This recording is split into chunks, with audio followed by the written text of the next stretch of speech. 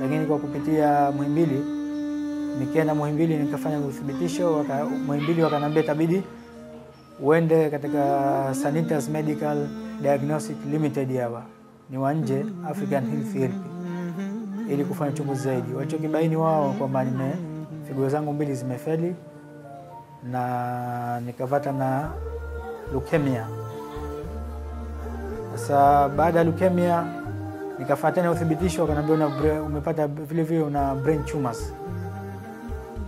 Kwa hiyo nikawa nafanya dialysis, kusafisha figo kila baada ya mwezi na kupiga mionzi ile wanapiga kwa ajili ya kansa, lakini wakanishauri, wakaniambia itakukosti sana kwa sababu kusafisha kwa mwezi unasafisha mara 4 na mara moja inakuwa shilingi 2,500. Kwa hiyo kwa mwezi inakuwa ni 1,000,000.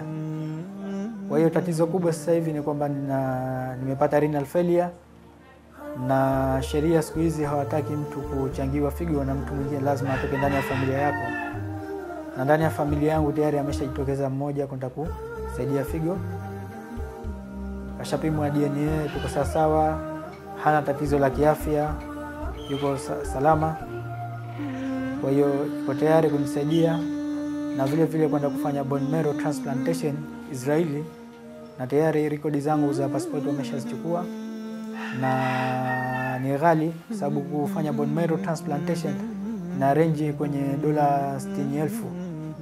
Lakini wamesema kwa kweli kutokana na uthibitisho upo, wao wamefanya punguzo, watafanya kesi zote mbili kwa $60,000. Kwa hiyo zimepatikana $7,500. Kwa hiyo tunaomba wahisani watusaidie, kwa sababu kadiri ya siku zinavyokwenda hali yangu inazidi kuwa mbaya. Tusaidie kwa ajili ya kijana wetu, ndugu yetu huyu ambaye amepata hili tatizo. Inshallah mimi wito wangu ni kwa wafadhili, wahisani, Waislamu kwa ujumla. Kama alivyojieleza ndugu yetu huyu amepata tatizo hili ambalo kwa kweli nathubutu kusema kwamba limempotezea mpaka matumaini. Limempotezea matumaini na limemletea tatizo kubwa la kimaisha. Mwili wake hajiwezi kama hivyo hali alivyojieleza mwenyewe. Kwa hiyo naombeni wahisani, inshallah mumuone na muweze kila yule ambaye Mwenyezi Mungu atamjalia kumpa uwezo.